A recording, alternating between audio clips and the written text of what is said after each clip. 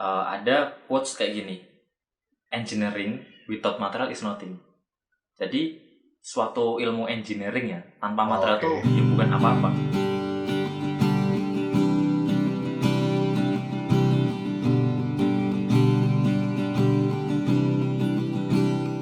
Oke, mungkin cukup ya saat kuliahnya ya. Saat ini udah kelar nostalgianya ya.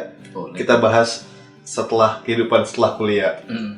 The real life lah kalau kita bilang. Mungkin saat kuliah tuh nggak ada apa-apanya. Lu selesai kuliah, susah nggak sih cari kerja?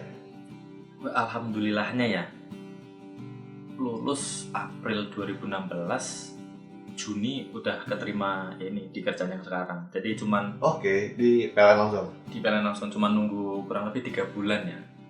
Itu alhamdulillah lah. Langsung dapat kerjaan gitu. Itu berarti pertama kali PLN langsung lolos ya? Sebenarnya kalau yang tesnya kan banyak ya. Iya, tesnya berapa kali? Manufaktur banyak ataupun Toyota, Honda, gue ikutin semua. Lu banyak apply? Banyak apply. Cuman yang keterima itu sebenarnya Daihatsu. Cuman waktu itu sama PLN ya beda seminggu 2 minggu lah. PLN duluan? Pengumumannya PLN duluan. Oke. Yang lain gak keterima atau belum kelar? Kalau yang Toyota sama Honda nggak keterima. Oke. Di level user. Interview user. Oke. Terus berarti enak juga ya, emang udah langsung kerja ya? Alhamdulillahnya sih. Jadi apa ya? Ya nunggu jadi habis wisuda itu minggu depannya kan ada pameran ini ya dari kampus job fair lah. Job fair ya. Job fair, daftar di situ. PLN 3 minggu itu langsung proses. Nah PLN ada juga di situ. Okay. Memang saat itu PLN emang rekrutmen Bandung pasti lebih cepat ya prosesnya dibanding yang lainnya. Terus setelah kuliah sebenarnya di material itu prospek kerjanya di mana aja sih? Tadi lu bilang manufaktur ya, Honda, Astra, di bidang itulah ya, di bidang lainnya? Di bidang lain sih, kalau senior ya itu beberapa yang kerja di oil and gas juga banyak. Oil and gas juga banyak? Oil and gas kayak itu, di BP, di Pertamina itu lumayan lah. British Petroleum ya? Oke.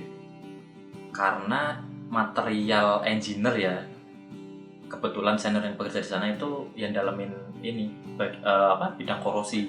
Biasanya kalau saat itu sih posisinya apa sih?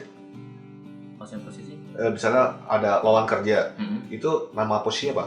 Material engineer. Kalau di perusahaan lokal ya, itu jarang yang nyebutin material. Biasanya anak material itu juga nge-apply-nya yang jurusan mesin. Oke, berarti ambil mesinnya. Tapi di ijazah lu mesin atau material? Material. Kalau di ijazah material. Tapi kalau apply kerja biasanya milihnya mesin. PLN pun mesin? Kalau PLN waktu itu kebetulan yang buka metalurgi. Oke. Jadi daftarnya metalurgi. Dan itu pun juga waktu itu yang metalurgi cuma 4 orang apa yang lolos. Tadi apa? Oil and gas? Oil and gas, terus di bagian... Tadi namanya apa? Sorry. Material engineer biasanya? Material engineering. Oke, terus? Biasanya ngerjainnya di bagian welding, pengelasan pipa, terus yang korosi, ataupun fabrikasi. Bukan lebih di ini ya, bukan di offshore-nya ya? Terus setelah oil and gas, bidang apa lagi? Oil and gas ya, kalau dunia kerja kan macam-macam ya. Iya. Ada kebanyakan sih bagian quality control. Quality control. Misalkan di bagian packaging gitu-gitu ada juga. Manufaktur lumayan banyak. Terus yang di bank juga banyak. Kalau bank benar banget ya. Biasanya semua teknik. Iya. Kalau bank sih. Terus di startup gitu-gitu juga cukup banyak. Oke. Di Shopee, Tokped itu beberapa ada gitu. Setahu lu, angkatan lu paling banyak di mana? Paling banyak di mana ya? Atau di Krakatau Steel yang bagian produksi baja juga ada. Tapi kalau banyak enggak yang sebanyak banget sih. Menyebar ya gitu. Menyebar hampir rata sih. Ada yang fokus di perusahaan gitu. Oke. Lu setelah lulus kuliah kerja, nyesel nggak metalurgi? Ngapain dulu gue belajar susah taunya gue kerja cuma ini doang? Enggak sih, kalau nyesel enggak. Karena kalau dosen itu pernah bilang itu kan kita kuliah di teknik kan gelarnya ST ya. ST itu sedikit tahu. Oke. Nah, memang pengetahuan kita tuh sedikit kan. Tapi yang didapat dari S1 itu kalau yang gue ikutin kuliah ya selama kuliah itu cuman masalah proses berpikir. Iya, proses berpikir ya.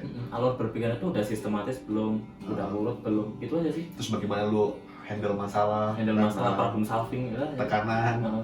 Karena kan di SMA jarang banget tekanan kayak dosen gitu yang benar-benar lu harus prepare sendiri kan, kayak skripsi itu susah juga. Jadi memang kalau di S1 ya kuliahnya apa, ya, kerja banyak gitu. yang menyimpang nih istilahnya ya. Ya tapi nggak apa-apa karena memang yang gue dapat selama kuliah yang gue inget banget itu adalah cara berpikir kita dalam suatu masalah. Itu sih. Jadi masalah apapun kalau kita berpikirnya benar ya insya Allah dapat solusinya. Benar. Oke, ini finally udah mau kelar. Jadi kita bahas yang ini aja. Menurut lo kedepannya masih banyak nggak dibutuhkan sarjana teknik material? Kalau menurut gue selama barang itu masih diproduksi, di situ seharusnya material engineer ya, insinyur material itu dibutuhkan. Ya. Masih dibutuhkan. Dan dari lu ada nggak angkatan lu atau senior lu yang jadi panutan lu lah, udah sukses banget, mungkin udah ada yang menjabat direktur, komisaris gitu. Mungkin orang nggak kenal tapi kita sebagai orang tadi mungkin kenal. Ada nggak? Kalau mungkin yang senior ya beberapa ya sudah ada yang jadi direktur utama perusahaan swasta lah. Oke. Itu sudah ada di bidang alat berat, bidang manufaktur ataupun yang level tinggi di bagian oil and gas juga sudah ada. Udah beberapa ya. Cuman yang saya juga nggak yang kan mengenal secara pribadi karena kan gapnya juga lumayan menjauh. Tapi kalau di grup alumni kadang yang nge-share apa kayak gitu. Oke. Lowongan tertentu gitu. Biasanya lowongan dan kadang juga lowongannya close track. Apa? Close track. Oke. Close recruitment untuk tertentu aja ya. Untuk tertentu aja. Gue lagi nyari orang ini, pengalaman ini ada nggak? Oke. Kalau misalkan ada, ditawarin kirim CV, gaji cocok. Oke. Ini.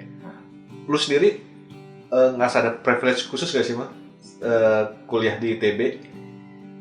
Kalau privilege khusus kayak misalnya senior yang udah menjabat tinggi-tinggi jadi cari kerja lebih gampang atau keterima kerja lebih gampang.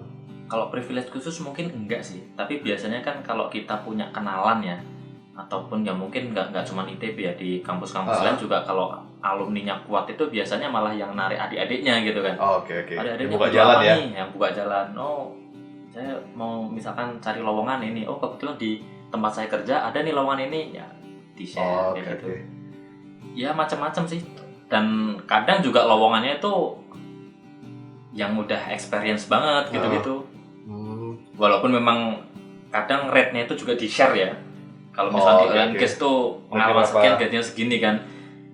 Ya menarik sih, cuman kadang secara kualifikasi nggak masuk gitu kan. Akhirnya tetap aja nggak dipanggil kayak. Iya. Tapi kalau menurut lo tadi sesuai kompetensi lah kalau yang tadi. Apakah, ini pertanyaan opini ya, lo bisa jawab sesuai pandangan lo aja. Apakah kampus yang bagus mempengaruhi lo dapat kerja? Mempengaruhi orang dapat kerja, bukan hanya lo? Kalau opini gue,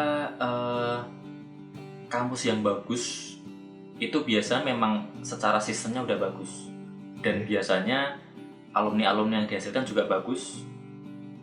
Jadi kalau misalkan lulus dari kampus yang bagus, ya biasanya lebih gampang. Dan biasanya orang lihat nggak nih, misalnya ada 2 kandidat nih, menurut lu ya, ini dari universitas yang biasa-biasa aja, ini dari ITB. Terus menurut lu ini jadi pengaruh nggak kalau misalnya yang dipilih tinggal dua doang nih, sama-sama bagus lah sama-sama. Menurut lu pengaruh nggak? Pengaruh sih. Pengaruh ya. Masalah kedekat sesama alma mater ya. Iya. Oh ya udah. Kok lu ngeri banget ngomongnya? Ya takut salah lah. Nanti dikira sombong. Oke, sekarang 2 pertanyaan terakhir. Kenapa menurut lu orang harus masuk jurusan material? Teknik material ya. Gue dulu sebelum masuk material, pas di pameran itu ya, pameran yang tadi gue cerita itu, ada quotes kayak gini, engineering without material is nothing. Jadi suatu ilmu engineering ya tanpa material itu ya bukan apa-apa. Suatu teknologi kalau belum ada materialnya itu pasti berhenti. Oke, mungkin kayak contohnya baterai Contoh, mobil listrik ya. Ya sebelum mobil listrik mungkin gue jelasin dari dulu kan kita mungkin zaman-zaman purba itu kan kita kenal zaman batu. Oke, ya. Zaman kemudian manusia itu mengenal perunggu, zaman perunggu. Kayak gitu-gitulah. Jadi semacam stepping stone ya. Itu dari dulunya seperti apa, terus nemuin material baru berkembang teknologinya. Nah, itulah yang dipelajari di material. Contoh kayak mungkin tadi yang lo bilang apa? Baterai ya misalkan ya. Dulu kan baterai ukurannya mungkin besar-besar kan. Nah itu kalau yang sekarang kan udah pakai ukurannya kecil. Yeah. Nah itu tuh sebenarnya kapasitasnya lebih besar. Itu bisa menyimpan energi listrik. Nah itu kok bisa? Nah itu pertanyaan kayak gitu kan. Nah itu kan teknologi itu. Nah itu material juga yang karena material baru ditemukan untuk karena material baru ditemukan. Bukan ditemukan ya, udah ditemukan tapi ternyata bisa buat. Oke. Terus pertanyaan terakhir, kenapa orang jangan kuliah di teknik material menurut lo? Karena sulit, karena kerjanya sulit, atau gimana?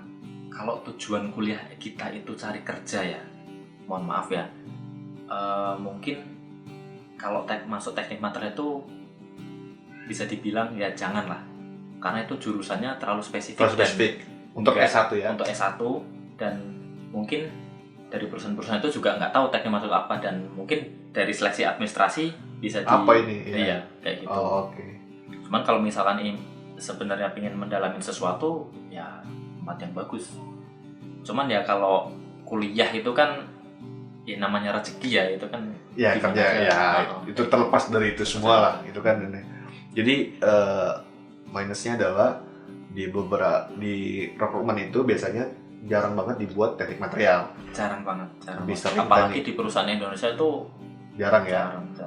Jadi lu biasanya nge-apply ke teknik mesin. Apply-nya ke teknik mesin. Jadi kita ngakunya teknik mesin ya gitu, atau teknik metalurgi.